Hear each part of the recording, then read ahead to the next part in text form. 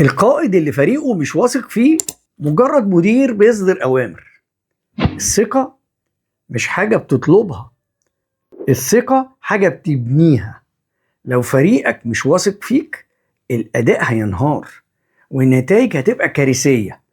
القادة العظماء عارفين إن بناء الثقة بيبدأ منهم هم أولا.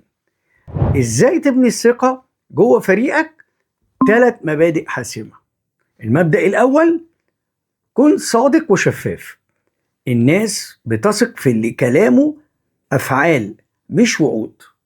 المبدأ الثاني: ادعم فريقك وقت الأزمات.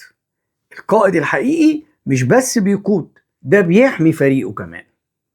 المبدأ الثالث: احترم أفكارهم وقراراتهم. لما تثق فيهم هيثقوا فيك. الثقة هي العمود الفقري لأي فريق ناجح. قول لي في كومنت ازاي بتبني الثقة في فريقك.